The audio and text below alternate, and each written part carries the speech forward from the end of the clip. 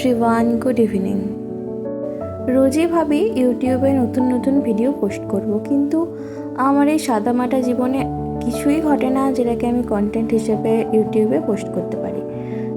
আজ আমি ডিনারে বানাচ্ছিলাম অয়েল ফ্রি চিকেনের একটি রেসিপি, তাই ভাবলাম সেটাই আপনাদের সাথে শেয়ার করি।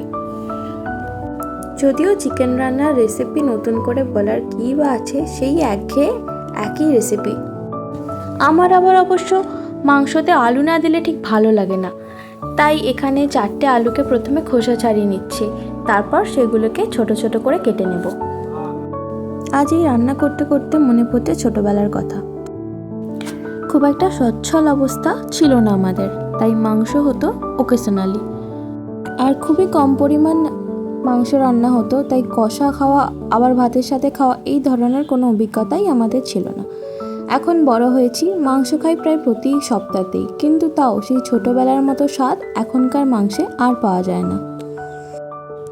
গল্প করতে করতে আমার আলু কাটা হয়ে গেছে। এরপর আমি প্রথমে টমেটোটাকে কেটে নিয়েছি। মাংসতে দেবো কয়েকটা কাঁচা লঙ্কা, তাই সেগুলোকে চিড়ে নিচ্ছি।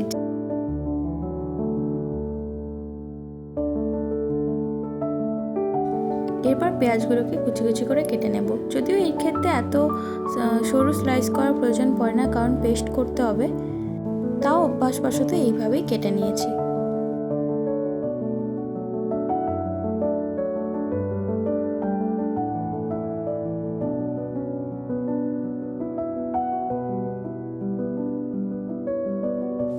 এরপর দেব কিছুটা পরিমাণ আদা। প্রথমে আদাটাকে ভালো করে ছুরি বা ছিলারের সাহায্যে খোসাগুলোকে ছাড়িয়ে নিতে হবে, তারপর সেগুলোকে স্লাইস করে কেটে নিচ্ছি, কেননা মিক্সারের মধ্যে পেস্ট করলে অনেক সময় আদাগুলো গোটা গোটা থেকে যায়।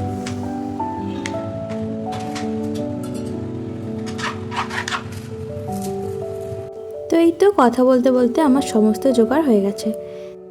তো এই রান্নাটা করতে প্রথমেই লাগছে পেঁয়াজ বাটা, আদা বাটা, রসুন বাটা, আর নিয়েছি এখানে টমেটো আর কাঁচা লঙ্কা, আর মেন উপকরণ যেটা চিকেন, আর অল্প একটু আলু। যদিও আলুটা এখানে অপশনাল, দেওয়াও যেতে পারে, নাও দেওয়া যেতে পারে। তো চলুন রান্নাটা শুরু করি। তো প্রথমেই কড়াতে খুব সামান্য অল্প একটু তেল দিয়ে আলুগুলোকে হালকা করে ভেজে নিতে হবে। তো এখানে দেখতেই পাচ্ছেন তেলের পরিমাণ একেবারেই কম দিয়েছি আমি, মানে দেওয়ার চেষ্টা করেছি যতটুকু কম দেওয়া যায়। যারা অতিরিক্ত হেলথ কনসাস তারাই আলু আর তেল দুটো জিনিসকে স্কিপ করতে পারে।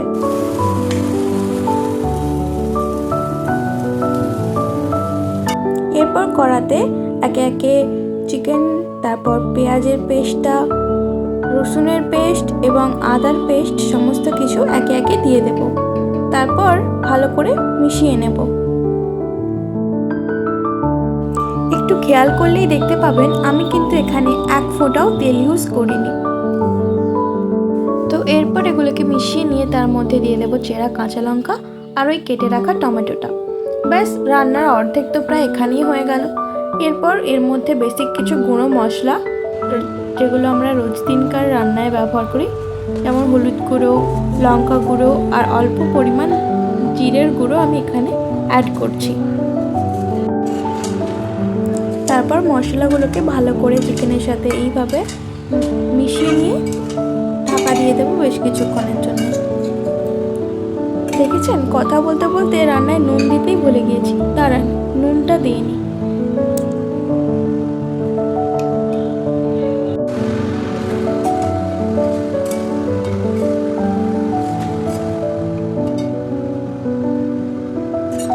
এভাবে ঢাকা দিয়ে 5 মিনিট অন্তর অন্তর এটাকে একটু ভালোভাবে মিশিয়ে নিতে হবে, কেননা গ্যাসের ফ্লেম হাই থাকলে তলায় ধরে যাওয়ার সম্ভাবনা থাকতে পারে।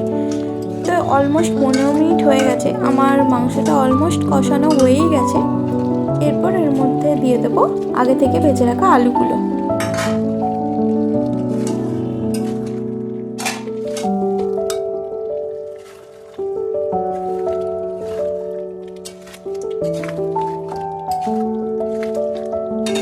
মাংস কষানো হয়ে গেছে, ঢাকা দিয়ে ওর থেকে কিছুটা জলও বেরিয়ে গিয়েছিল। তো এরপর বেশ কিছুটা জল দিয়ে এবার মাংসটাকে সেদ্ধ হওয়ার জন্য রেখে দেব। তো এই তো আমাদের ডিনারের অয়েল ফ্রি চিকেন একেবারেই রেডি।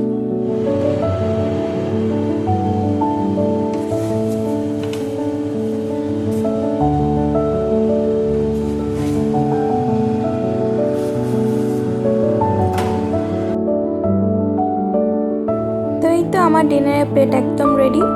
এখানে রয়েছে চিকেন, আর সাথে রয়েছে ডিম কষা, আর একেবারে গরম গরম হাতের তৈরি রুটি, আর একটু স্যালাড। তো কেমন লাগলো আজকের ডিনারের মেনুটা জানাতে ভুলবেন না।